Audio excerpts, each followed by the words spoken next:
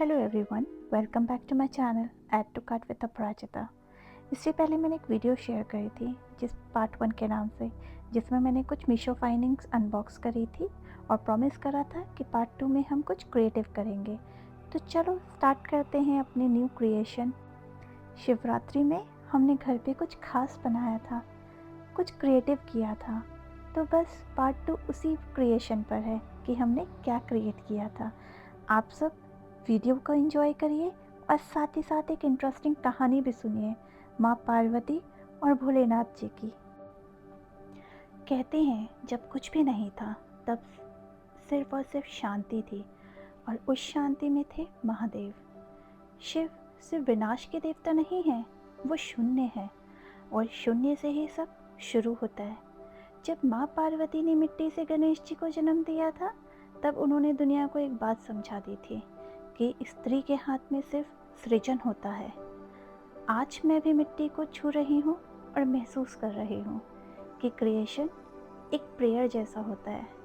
कहते हैं शिवलिंग ब्रह्मांड का प्रतीक है, ना कोई शुरुआत ना कोई अंत, बस एक अनंत ऊर्जा। और जब पार्वती जी ने तपस्या की थी, उन्होंने दुनिया को सिखाया था कि डिवोशन में सब्र होता है और सब्र में शक्ति। आपने कभी महसूस किया है कि जब हम पूरे मन से कुछ बनाते हैं तो वो सिर्फ क्राफ्ट नहीं, एक आदर्श बन जाता है। ये मिट्टी के शिवलिंग परफेक्ट नहीं है, पर इसमें मेरी भक्ति है, मेरी शांति है। महादेव हमें सिखाते हैं कि टूटना भी ज़रूरी है, क्योंकि हर विनाश के बाद एक नई सृष्टि होती है, एक नई शुरुआत होती है।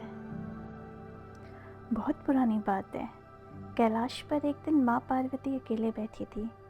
उन्होंने अपने हाथों में मिट्टी उठाई और उस मिट्टी को धीरे धीरे एक रूप देने लगी। कहते हैं उस दिन पार्वती जी ने सोचा, अगर मिट्टी से एक जीव बन सकता है तो मिट्टी से भक्ति भी तो बन सकती है। इसीलिए उन्होंने मिट्टी से एक छोटा शिवलिंग बनाया और उसके सामने बैठकर ध्यान लगाया।